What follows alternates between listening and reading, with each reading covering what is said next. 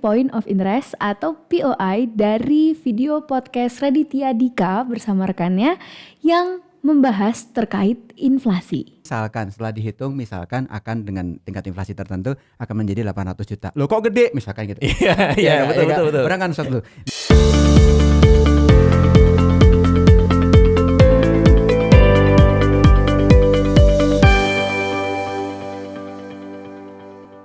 Hai Sobat Trader, kembali lagi di channel Pikiran Trader, tentunya masih bersama saya Sani Diva Maharani.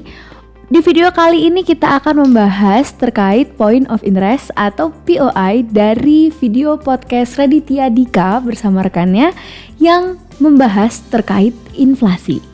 Oke Sobat Trader, inflasi mungkin ini adalah suatu pembahasan yang cukup berat karena terkait dengan ekonomi, namun kita harus mengetahui apa sih sebetulnya itu inflasi karena kedepannya kita mungkin akan mengalami hal tersebut. Jadi inflasi adalah suatu kondisi di mana persebaran uang yang beredar terlalu tinggi di masyarakat. Dan biasanya kondisi ini diikuti dengan kenaikan harga, bahan pokok, dan lain sebagainya yang meningkat secara signifikan. Itu adalah salah satu ciri khas dari inflasi. Setelah kita tahu pengertian dari inflasi, kita harus juga tahu apa penyebab dari inflasi itu sendiri.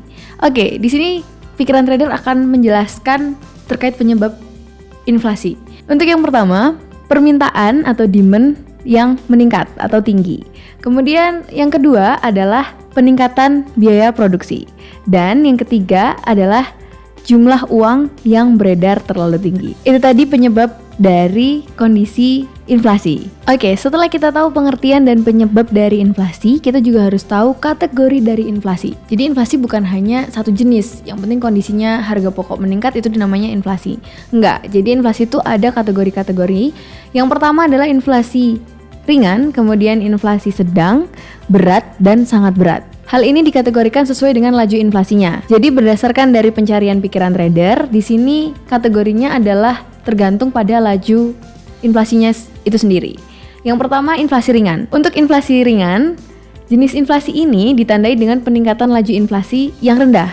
Jadi biasanya kurang dari 10% setahun. Kemudian untuk selanjutnya adalah inflasi sedang. Di sini dijelaskan untuk inflasi sedang adalah inflasi yang sedikit lebih tinggi dibandingkan inflasi ringan. Lajunya berkisar 10-30% itu per tahun. Kemudian selanjutnya adalah inflasi berat. Inflasi berat adalah tahapan setelah inflasi sedang. Jadi jenis inflasi ini tergolong berat karena mencakup laju mulai dari 30 hingga 100% setahun. Kemudian untuk selanjutnya adalah inflasi sangat berat.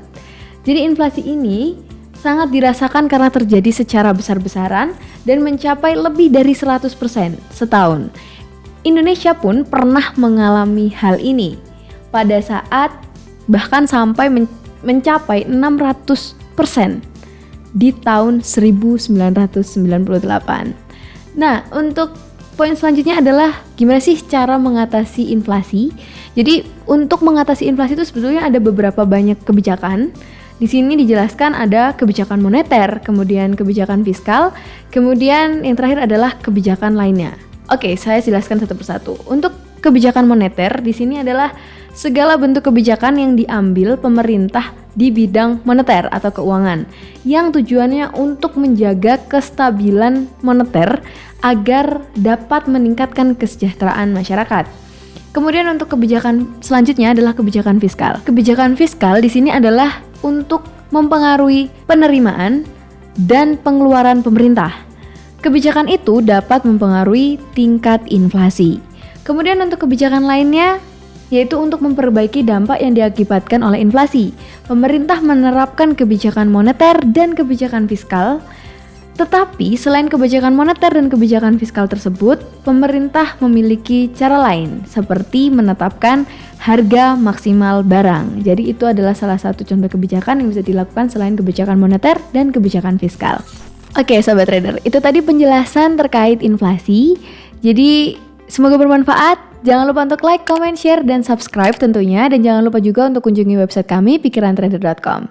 Semoga bermanfaat, terima kasih.